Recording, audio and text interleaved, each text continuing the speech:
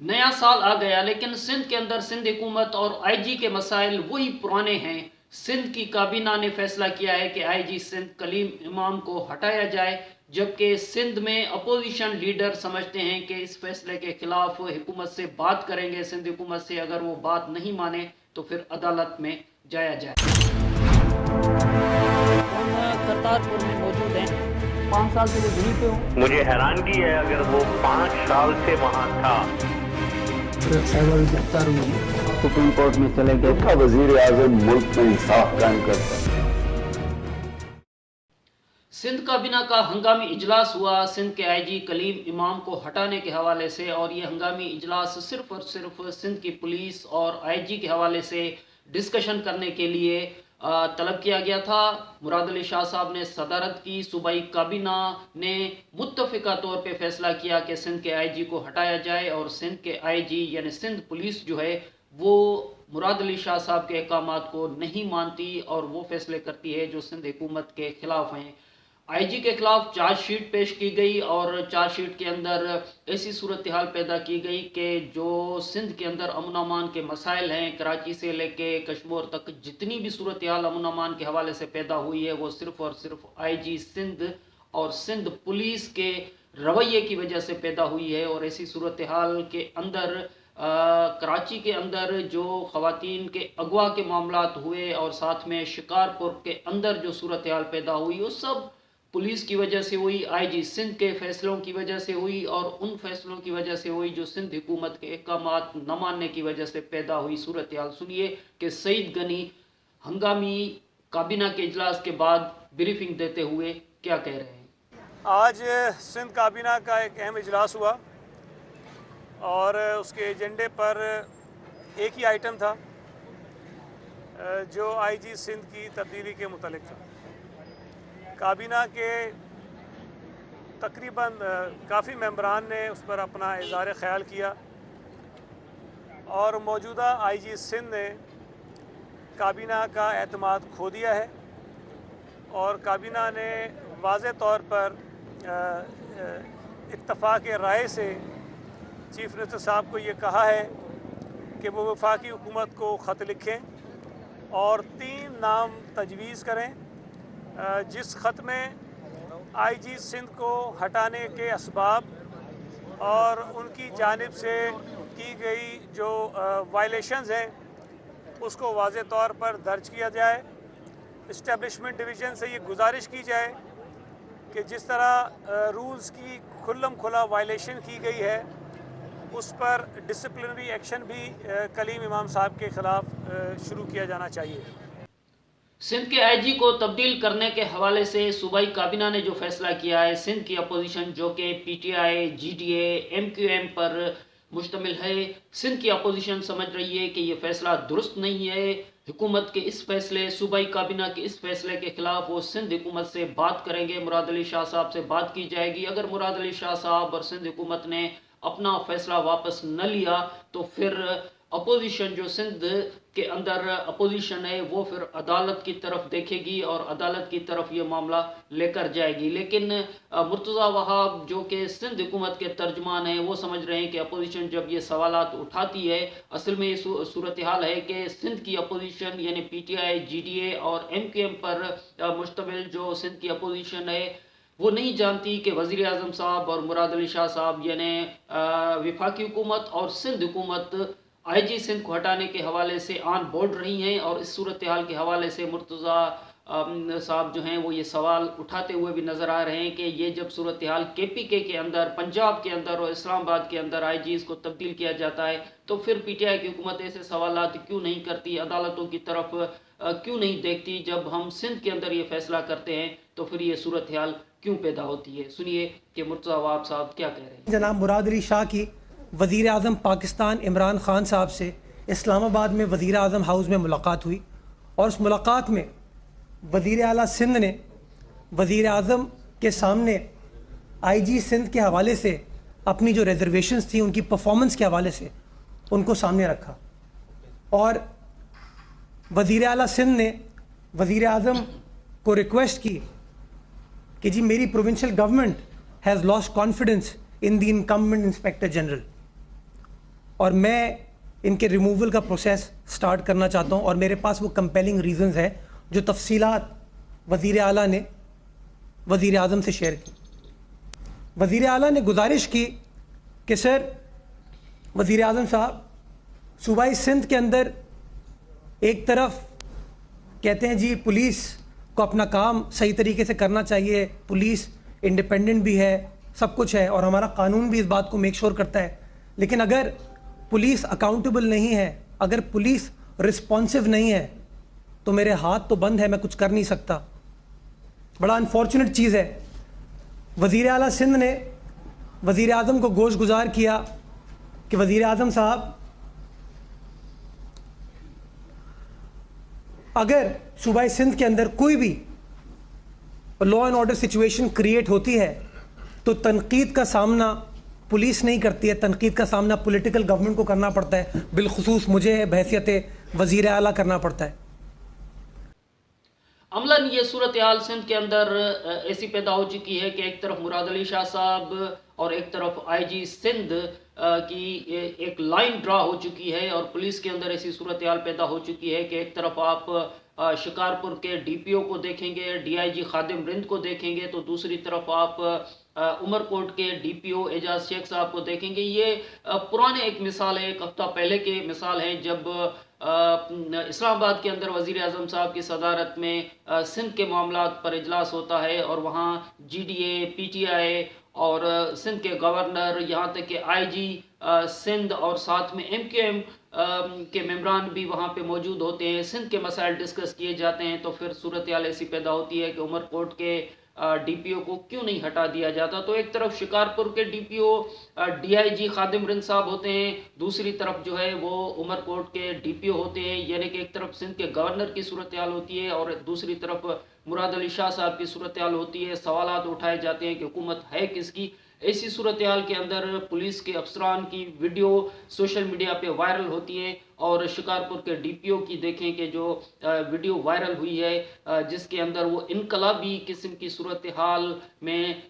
شاعری پڑھتے ہوئے نظر آ رہے ہیں، اور ایسی صورتحال آپ کو بذات خود سمجھ میں آئے گی جب آپ یہ دیکھیں گے کہ صورتحال سندھ کے اندر پولیس اور حکومت کے درمیان تضاد کی صورتحال کس طرح ہے۔ یہ فہمیدہ ریاض صاحبہ کہہ رہی ہیں اور سوچ رہی ہیں کہ اگر فیض صاحب زندہ ہوتے تو یہ کہتے، کچھ لوگ تمہیں سمجھائیں گے، وہ تم کو خوف دلائیں گے، جو ہے وہ بھی کھو سکتا ہے۔ کچھ لوگ تمہیں سمجھائیں گے، وہ تم کو خوف دلائیں گے، جو ہے ابھی، جو ہے وہ بھی کھو سکتا ہے۔ اس راہ میں رازن ہیں اتنے، رازن سمجھتے ہیں اردو میں؟ رابرز۔ اس راہ میں رازن ہیں اتنے، کچھ اور بھی یہاں ہو سکتا ہے۔ کچھ لوگ تمہیں سمجھائیں گے، وہ تم کو خوف دلائیں گے، جو ہے وہ بھی کھو سکتا ہے۔ اس راہ میں رازن ہیں اتنے، کچھ اور بھی یہاں ہو سکتا ہے، کچھ اور تو اکثر ہوتا ہے۔ تم جس لمحے میں زندہ ہو، وہ لمحہ تم سے زندہ ہے۔ تم جس لمحے میں زندہ ہو، وہ لمحہ تم سے زندہ ہے۔ یہ وقت پھر نہیں آئے گا، تم اپنی کرنی کر گزرو، جو ہوگا دیکھا جائے گا۔ آپ نے اب اس صورتحال کے اندر تھوڑا سا بیک گراؤنڈ آپ کو دیتے چلیں، اور پہلے بھی ہم اس پہ پروگرام کر چکے ہیں۔ سندھ پولیس اور سندھ حکومت کے درمیان جو تضادات ہیں، آپ نے ایڈی خواجہ صاحب کا دور بھی دیکھا ہوگا، جب وفاق میں مسلم لیگ نواز یعنی نواز شریف صاحب، اور اس کے بعد شاہد خاقان عباسی صاحب کی حکومت تھی، یہاں پھر سندھ میں پیپلز پارٹی کی حکومت تھی، ایڈی خواجہ صاحب کے مسائل چل رہے تھے۔ بعد میں یہ صورتحال پیدا ہوئی کہ اب جب مراد علی شاہ صاحب کی سندھ کے اندر حکومت ہے اور وفاق میں عمران خان صاحب کی حکومت ہے، تو ظاہر سی بات ہے کہ سوالات اٹھیں گے کہ جب وفاقی حکومت کسی اور پارٹی کی ہو اور سندھ میں حکومت کسی اور پارٹی کی ہو، تو آئی جی اور چیف سیکریٹری جو کہ وزیر اعظم صاحب کو یا وفاقی حکومت کو طے کرنے ہیں، نام جو ہے وہ سندھ کے چیف منسٹر کو دینے ہیں، اور ظاہر سی بات ہے کہ امام کلیم صاحب بھی اسی آئین کے طریقہ کار کے مطابق ہی आए थे, लेकिन सूरत हाल ऐसी पैदा हो गई कि जो इस्लामाबाद के अंदर एक मीटिंग होती है और उस मीटिंग में आईजी सिंध जो हैं वो इस्लामाबाद में जाते हैं और वज़ीर आज़म साहब की सदारत में होने वाले इजलास में शिरकत करते हैं। और मुराद अली शाह साहब को जो सूरत हाल दरपेश होती है कि वफाकी यानी सूबाई काबीना के इजलास होते हैं तो आईजी सिंध साहब नहीं वहाँ शिरकत करते, लेकिन वफाकी सतह पे जो इजलास होते हैं तो वो वहाँ पे शरीक होते हैं। पब्लिक सेफ्टी कमेटी के इजलास होते हैं लेकिन आईजी सिंध साहब वहाँ पे शरीक नहीं होते। और यहाँ तक कि जो पुलिस के अफसरान हैं वो मीडिया में ऐसी बातें करते हैं कि हुकूमत के ख़िलाफ़ एक चार्जशीट की सूरत हाल अख्तियार करते हुए नज़र आती है, जिसके बाद सिंध हुकूमत जो है वो पुलिस अफसरान पे पाबंदी लगा देती है ख़त के ज़रिए कि आप मीडिया से बात नहीं करेंगे। इसी सूरत हाल में जैसे कि हमने पहले जिक्र किया कि इस्लामाबाद से जब GDA, PTI, MQM सिंध के गवर्नर वापस आते हैं तो उनके खिलाफ उनके पास उमर कोर्ट के DPO के खिलाफ एक चार्जशीट होती है, लेकिन मुराद अली शाह साहब समझ रहे हैं कि उमर कोर्ट के DPO एजाज शाह साहब को होना चाहिए, लेकिन मुराद अली शाह साहब समझ रहे हैं कि शिकारपुर के DPO को और DIG खादिम रिंद को नहीं होना चाहिए और उनका तबादला होना चाहिए। ऐसी सूरत हाल के अंदर इस वक्त जो ताज़ा तरीन सूरत हाल पैदा हुई है वो शिकारपुर के अंदर की सूरत हाल है, यानी शिकारपुर के अंदर सूबाई वज़ीर इम्तियाज़ शेख साहब और DPO डॉक्टर रिजवान साहब, जिनका पहले हम जिक्र कर चुके हैं कि वो पहले भी इस सारी सूरत हाल के अंदर एक मरकज़ी किरदार के तौर पे मौजूद थे कि सिंध के CM मुराद अली शाह साहब उन्हें हटाना चाहते थे, लेकिन आईजी सिंध जो हैं वो चाह रहे थे कि वो शिकारपुर में रहें। तो अभी ताज़ा तरीन सूरत हाल इम्तियाज़ शेख साहब सूबाई वज़ीर और DPO रिजवान शिकारपुर के जो DPO हैं उनके दरमियान ये सूरत हाल पैदा हुई है। शिकारपुर इस वक्त अमन अमान के हवाले से एक बहुत ही सवाल उठते हुए नज़र आ रहे हैं कि शिकारपुर में आखिर क्या वजह है कि वहाँ पे इतनी ख़राब सूरत हाल हो चुकी है। यहाँ तक कि एक DSP शहीद हो चुके हैं शिकारपुर के अंदर और पुलिस कुछ भी नहीं कर पा रही। DPO रिजवान डॉक्टर रिजवान साहब ने एक ऐसे सवालात उठाए मीडिया में और उसके बाद एक मीडिया के अंदर बहुत सारा बहस भी सामने आया, लेकिन जिस वक्त सिंध की काबीना आईजी सिंध को हटाने का फैसला करती है उसी दिन डॉक्टर रिजवान साहब से मंसूब मुबैना तौर पे एक सोशल मीडिया पे एक रिपोर्ट सामने आती है, सिंध की पुलिस की रिपोर्ट, जो कि इम्तियाज़ शेख साहब के ख़िलाफ़ नज़र आती है कि इम्तियाज़ शेख साहब जो हैं वो शिकारपुर के अंदर अमन अमान के मसले के हवाले से मरकज़ी किरदार उनका है। इम्तियाज़ शेख की वजह से जो है वो शिकारपुर में अमन अमान बेहतर नहीं हो पा रहा। ये इल्ज़ामात है जो कि इम्तियाज़ शेख के ख़िलाफ़ लगते हुए नज़र आते हैं। और ऐसी सूरत हाल जब पैदा हो चुकी है कि एक तरफ DPO है शिकारपुर के और दूसरी तरफ जो है इम्तियाज़ शेख साहब सूबाई हुकूमत के सूबाई वज़ीर मौजूद हैं, उनके दरमियान ये सूरत हाल पैदा हो चुकी है। तो पुराने जो मसाइल हैं यानी सिंध हुकूमत और सिंध के IG के दरमियान वो सूरत हाल ऊपर से ऊपर तले चली गई और इस वक्त जो सूरत हाल है कि सिंध हुकूमत ने अपनी काबीना के अंदर ये फैसला कर लिया कि न सिर्फ सिंध के IG को हटाया जाए बल्कि IG के ख़िलाफ़ चार्जशीट भी पेश कर दी कि कराची के अंदर जो दुआ मंगी के अगवा का केस हुआ या सिंध के जेलों के अंदर जो 96 कत्ल के केसों में मुलविस शख्स मौजूद है, दहशतगर्द मौजूद है, उनके इंटरव्यूज़ भी सामने आ जाते हैं। ऐसी सूरत हाल चार्जशीट के अंदर मौजूद है कि सवालिया निशान उठते हुए नज़र आ रहे हैं कि सिंध के अंदर अमन अमान की सूरत हाल अगर इस तरह की है तो फिर सिंध के IG क्या कर रहे हैं या सिंध हुकूमत फिर क्या कर रही है। और सिंध हुकूमत बिज़ात खुद एक बेबसी की सी कैफियत में नज़र आती है कि सिंध के IG को हम जो भी अहकामात देते हैं लेकिन सिंध के IG जो हैं उन अहकामात पे अमल करने के बजाय वो बिज़ात खुद फॉरेन जो एम्बेसीज़ हैं उनसे वो डायरेक्ट रब्ता करते हैं, मुलाकातें करते हैं और जो अहकामात हैं वो कहीं और से लेते हुए नज़र आते हैं, जिसकी वजह से सिंध के अंदर अमन अमान की जो सूरत हाल है वो ख़राब होते हुए नज़र आ रही है। सिंध की काबीना ने बहरहाल IG सिंध को हटाने का फैसला किया है और सिंध की अपोजिशन जो है वो नहीं चाह रही कि इमाम कलीम साहब जो हैं वो सिंध के IG न रहें, बल्कि वो समझ रहे हैं कि उनको होना चाहिए। ऐसी सूरत हाल के अंदर सवाल ये पैदा होता है कि जब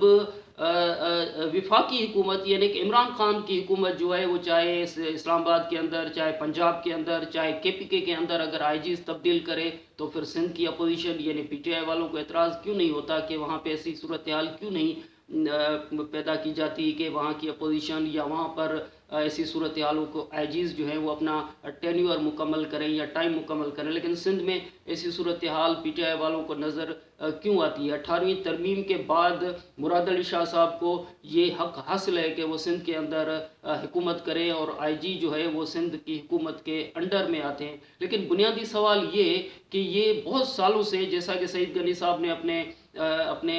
जो बयान हैं और जो मुर्तज़ा वहाब साहब ने जो प्रेस कॉन्फ्रेंस की वो खुद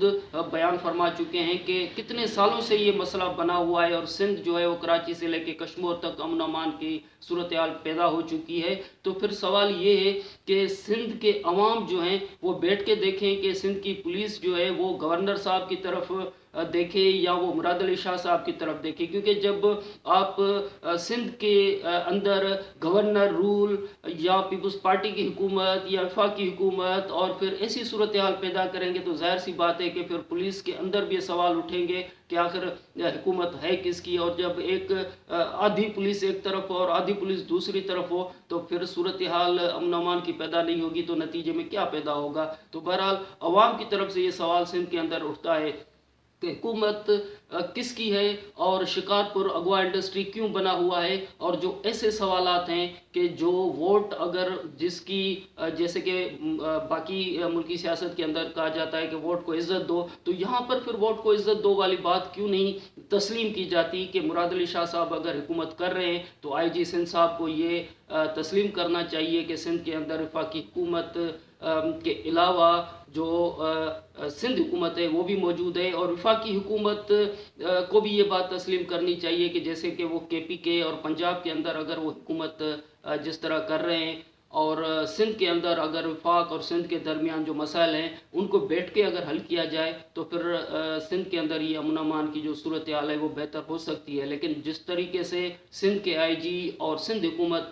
एक दूसरे के दरमियान उनके दरमियान जो तजाद की सी सूरत हाल नज़र आ रही है, अगर ऐसी सूरत हाल रहेगी तो जाहिर सी बात है कि आज शिकारपुर जो है वो अगवा इंडस्ट्री बना हुआ है, कल सिंध के मुख्तलिफ अजला जो हैं वो खुदा न ख्वास्ता इसी तरह अगवा इंडस्ट्री न बन जाए और फिर इसी तरह के जो इल्ज़ामात हैं एक दूसरे पे लगते रहें और आवाम जो है वो नतीजे देखती रहे और अमन अमान के सवाल उठाती रहे।